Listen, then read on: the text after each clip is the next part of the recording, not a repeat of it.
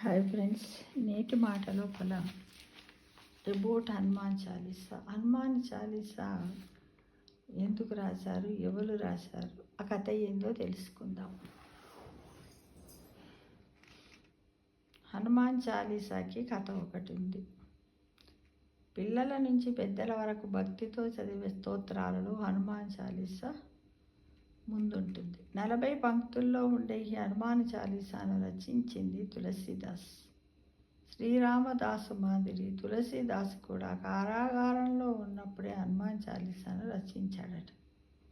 ఆంజనేయుడి శక్తిని, స్వామి భక్తిని చాటే ఈ హనుమాన్ చాలీసా 16వ శతాబ్దం నుంచి ప్రచారంలో ఉంది. తులసీదాస్ స్వస్థలము ఉత్తరప్రదేశ్లోని సారో. ఈయన మహాకవి, శ్రీరాముడికి అపరభక్తుడు. తన రచనల ద్వారా చిన్న చిన్న నాటకాలు వేయిస్తూ పామరుల్లో భక్తిని చాటేవాడంట. ఎవరు? తులసీదాస్. అలా అతని గురించి అక్బర్కు తెలియడంతో ఓసారి తన ఆస్థానానికి పిలిపించి ఏదైనా మహిమను చూపించమని అడిగాడట. తనకి ఎలాంటి మహిమలు లేవని, తాను సాధారణ భక్తుడునని తులసీదాస్ చెప్పడంతో ఆగ్రహించిన అక్బర్ అతడిని జైల్లో పెట్టించాడట. నీ దగ్గర ఏం మహిమలు చెప్పమంటే ఏమీ లేవు అంటే ఆగ్రహంగా, కోపంగా జైల్లో పెట్టాడు. ఎవరిని? తులసీదాస్. ఆ సమయంలో తులసీదాసు హనుమంతుడి సాయం కోరుతూ చాలీసా రచించి పఠించాడట.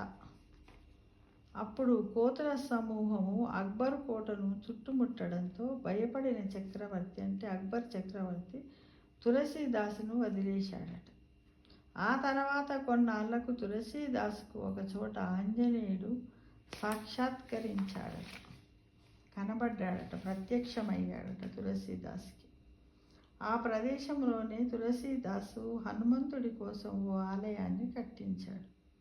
అదే సంకటమోచన హనుమాన్ మందిర్.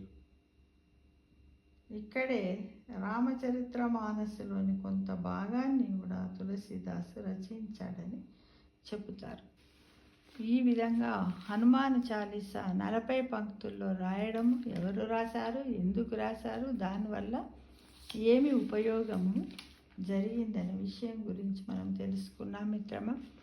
అయితే మనకేదైనా కష్ట సమయంలో ఉన్నప్పుడు మనం హనుమాన్ చాలీసాను 9 రోజులు, 11 రోజులు, 21 రోజు, 41 రోజు ఇలా మనం పారాయణం చేసినట్టయితే అక్కడ తులసీదాసుని ఏ విధంగా అయితే ఈ కోతుల వానర సమూహం కాపాడిందో అలానే మనల్ని కూడా కష్టాల నుంచి ఆంజనేయుడు, హనుమంతుడు మనల్ని కాపాడుతాడని విశ్వాసం, ప్రగాఢ విశ్వాసంతో ముందటి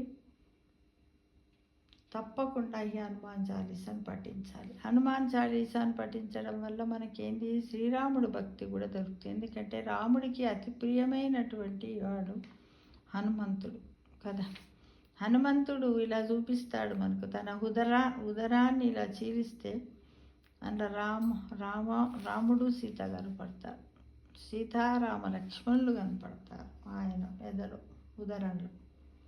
అంటే అంతటి గొప్ప శక్తి, బలశాలి, విజ్ఞాన సంపన్నుడైనటువంటి ఆంజనేయ స్వామి యొక్క, హనుమాన్ యొక్క చాలీసాను చదవడం వల్ల పాపకర్మలు, కష్ట నష్టాలు, గ్రహపీడ దోషాలు, మనస్సు తృప్తిగా ఉంటుంది మిత్రమా.